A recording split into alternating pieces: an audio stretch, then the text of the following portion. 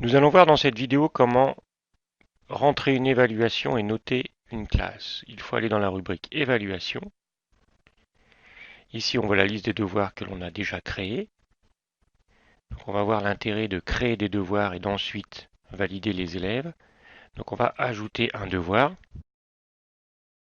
Ici, on va définir la classe, bien évidemment, la matière si on enseigne plusieurs matières. Attention, ici, par défaut, il tombe sur troisième trimestre, bien remettre premier trimestre. La date. Ici, le sujet de l'évaluation. Là, les compétences. Les compétences, il faut cliquer sur le petit crayon. Et là, on voit apparaître une feuille avec des compétences. Et là, elle fait appel à un référentiel. Par défaut, c'est le cycle 3. On va choisir, par exemple, le référentiel du cycle 4. On choisit ici la matière. Donc, par défaut, ça tombe sur notre matière. Mais on peut aller prendre des compétences dans une autre matière. Donc, ici, nous allons choisir les compétences que nous avons évaluées sur notre évaluation. Donc je déplie, je coche, je choisis.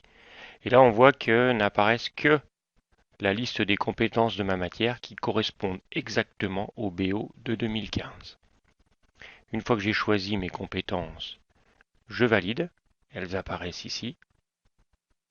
Je peux choisir ici le barème de points, le coefficient, si c'est une note facultative. Je peux même, nouveauté, ajouter une énoncée à une date précise.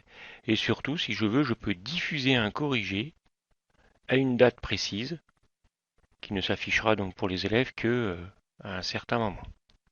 Une fois que j'ai créé mon devoir, je peux le valider. L'intérêt de créer des devoirs séparés de la notation des élèves, c'est que l'on peut ici dupliquer les évaluations. Alors je vais dupliquer ce devoir. Il m'en donne les informations là. Attention, attention, faites bien attention qu'ici ce soit bien marqué premier trimestre. Je vais changer la classe. Et quand on change la classe, vous voyez, ça rechange le trimestre. Donc il faut bien faire premier trimestre.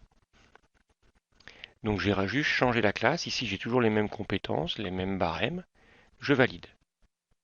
Et je vois apparaître maintenant, j'ai deux évaluations. Donc qui ne sont pas complétées, mais qui ont été créées rapidement. Donc c'est plus rapide de créer ces évaluations. Maintenant, je veux rentrer des notes. Je clique sur le petit crayon. Je rentre dans la grille d'évaluation avec la liste des élèves. Je choisis un élève.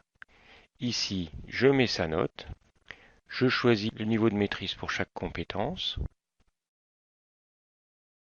Et on voit que ça se complète ici, la note et les compétences avec le respect des couleurs.